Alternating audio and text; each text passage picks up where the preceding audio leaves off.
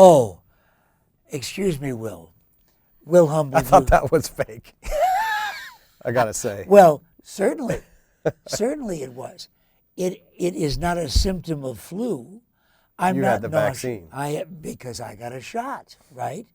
Does that mean if I get my flu shot, everybody wants to know this, and they want to know because you're the director of the Arizona Department of Health, if I get my flu shot and I don't have the flu in my system, is it impossible for me to get it? No. Now, it's impossible for you to get the flu from the flu shot. Yes. But if you get the flu shot, 3 weeks later, a month later, Yes. you could get exposed and still get the flu. It doesn't provide 100% protection, right? But there's a 100% chance it's not going to get you sick. And there's a 100% chance that you're not going to get the flu from the flu shot. Yeah, you will not get the flu from the flu shot. Have we emphasized that enough? Now, I can't tell you now about how long. You've had two different kinds of vaccine, right? The Right. live vaccine. The You live, don't which have is that in the anymore. nasal. No, that's the nasal is a live attenuated vaccine, the nasal spray. You is. still get that. Mm-hmm. But the ones with the needles are the, Can I get the flu from the nose thing? no. Neither, you can't get the flu either way. Don't you get tired of telling There's people studies that? over and over and over and over and over that have been done that I mean, it's just absolutely doesn't happen. I have people who are close to me who say, no, absolutely documented 400 people in Apache Junction alone.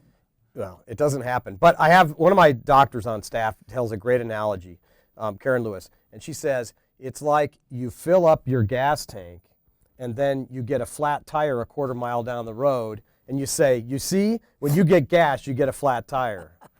It's that kind of thing. Okay, if I get a flu shot, will I get gas? Oh, I haven't seen any data on I that. love stumping the director of the Arizona Department of Health. What's the best prevention other than the flu shot? At the community level, the best protection is to get as many people vaccinated as possible, especially kids.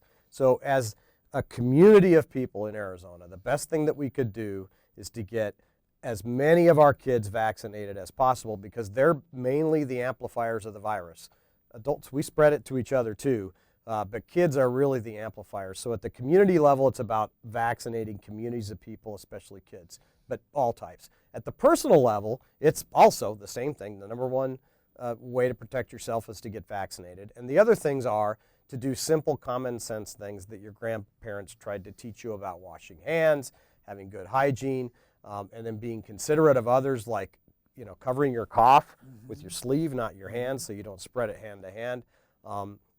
Those simple things, and of course not sending your kids to school sick and not going to work while you're sick. Is flu more dangerous for kids? Flu isn't necessarily more dangerous for kids unless they have special needs. If they've got asthma or something like that, it's more serious. The danger is that kids, like I said, amplify the virus and then they end up spreading it to seniors, grandparents, and that sort of thing. So while the kids aren't necessarily more vulnerable to the complications like pneumonia, unless they have asthma or something like that, they often are the spreaders to seniors who have the bad consequences like pneumonia, which can kill them. But that's the most serious demographic, the seniors? Yeah. Well, Humble, listen, we do this every once in a while, like every year when it's flu season, with a few other visits in between. But this year, it just seems the flu has taken a hold of the country, and a lot of people are really frightened. Is this the worst flu season you remember? No, not even close. 2009 was. Remember October of 2009? A new pandemic strain? H1N1 came on the scene, remember, in about April of 2009. And then we bumped along that year. Is that we had when we cases ran all summer. out of vaccine, too, at the same time? That was 2004. But in 2009, we had a massive spike in influenza in October.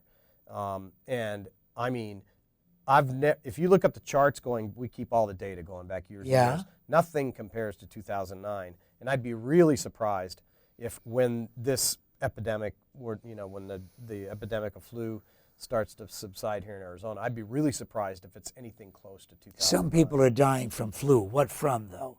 Usually it's the complications like pneumonia. So it's the downstream effects that happen. So you get influenza is a respiratory infection, right? It's a virus that gets into your lungs and your bronchi, causes inflammation, and then the secretions if they get stuck in your lungs, can be the media by which the bacteria then grow, and that's called pneumonia. And so that's the most serious thing, that's what really kills people, not the virus per se, but the downstream effects. And here's the line that everybody says about almost everything.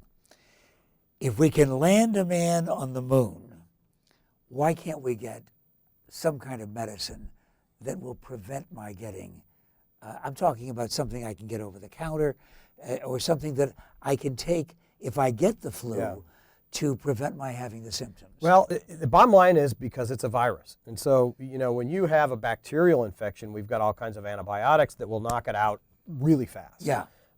Because the antibiotics work on bacteria, which is a different kind of microorganism. What we're talking about with the flu is a virus. So the most effective strategy for slowing the spread of viruses is really prevention, not treatment. So with bacteria, it's treatment, right? Getting the antibiotic on board. With viruses, it's about prevention, because there's no antibiotic that really works very well on viruses. Now, there's Tamiflu and some other antiviral medications which have some effectiveness, but they only work if you get them on board really fast, like before you even have really bad symptoms. So there's really no great medication out there to help you once you've already been exposed and infected. I mean, there's some things out there that somewhat work, but the real key is prevention, and that means getting vaccinated, not sending your kids to school when they're sick, not going to work when you're sick, covering your cough, washing your hands, the simple stuff. And check in with the Arizona Department of Health, obviously, on any electronic instrument that you have in order to find out the latest information. Or you could just find interesting people here with Pat's personal portraits. KTAR.com.